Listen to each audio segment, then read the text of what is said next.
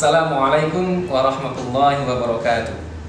Alhamdulillah wassalatu wassalamu ala Rasulillah Nabiyyina Muhammad sallallahu alaihi wasallam.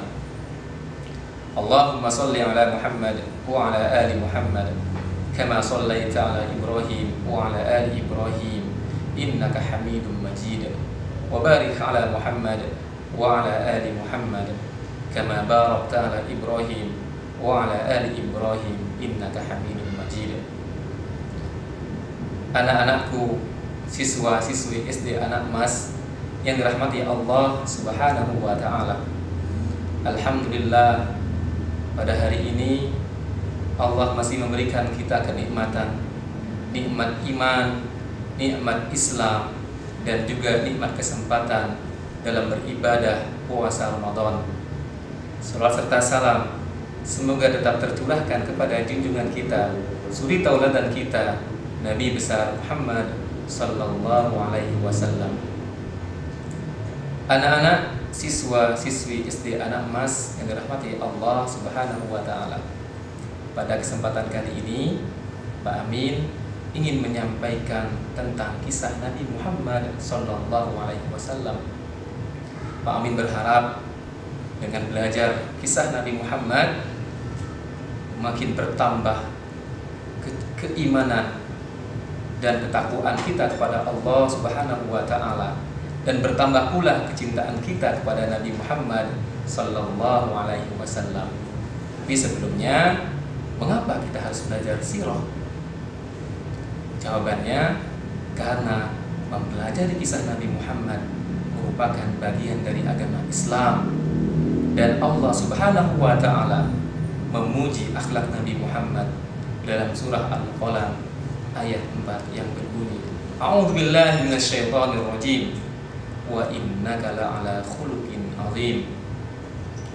Dan sesungguhnya kamu benar-benar berbudi pekerti yang agung. Nah, anak-anak yang dirahmati Allah Subhanahu wa taala, ayahanda Nabi Muhammad bernama Abdullah, sedangkan ibunya bernama Aminah binti Wahab. Ayahanda Nabi Muhammad wafat di saat Nabi Muhammad masih berada dalam kandungan ibunya. Di saat itu Abdullah pergi ke Syam. Di saat kembali ke Mekah, Abdullah mengalami sakit lalu wafat dan dimakamkan di Madinah. Sebelum Nabi Muhammad dilahirkan, ada kisah yang sangat menarik. Kisah ini Allah abadikan dalam surah Al-Fil. Tentunya kalian semua sudah hafal dengan surah ini. Nah, anak-anak yang dirahmati Allah Subhanahu wa taala, mari kita simak kisah pasukan gajah. Ada seorang gubernur dari Yaman yang bernama Abraha. Dia beragama Nasrani. Awal kisahnya, ketika Abraha mendengar orang-orang Arab berbondong-bondong beribadah ke Ka'bah untuk melakukan ibadah haji. Lantas Abraha membangun sebuah gereja di daerah San'a. Gereja ini dinamakan Qulais. Kenapa Qulais?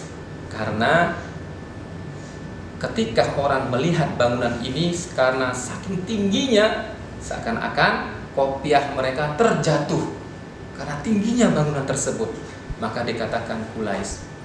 Abraham membangun gereja ini dengan tujuan supaya orang-orang Arab tidak lagi mengunjungi Ka'bah, tetapi mereka mengunjungi gereja yang dibuat oleh Abraha.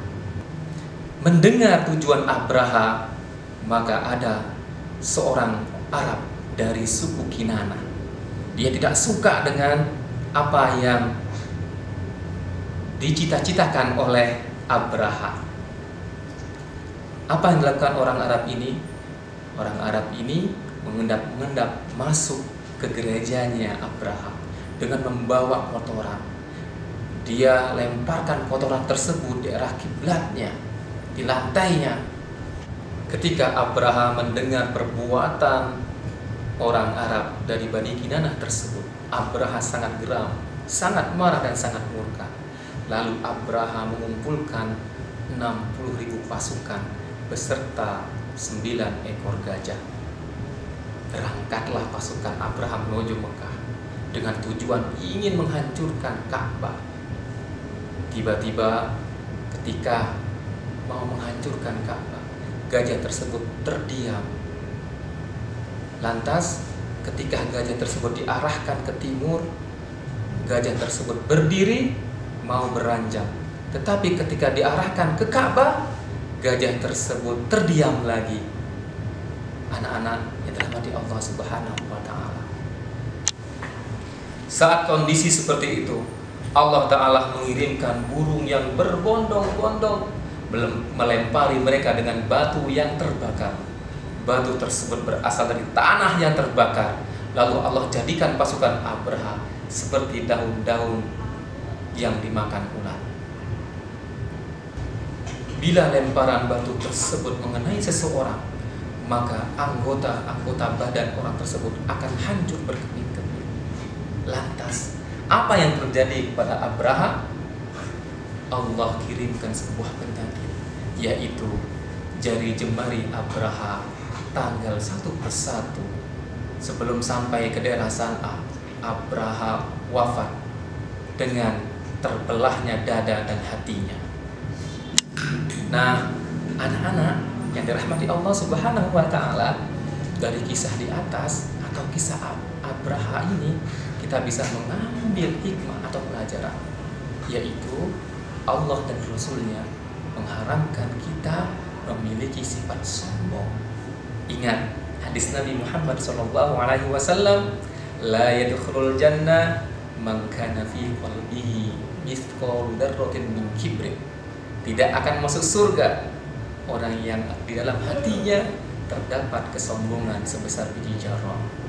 Maka dari itu teman-teman, kita jaga hati kita supaya terhindar dari sifat sombong.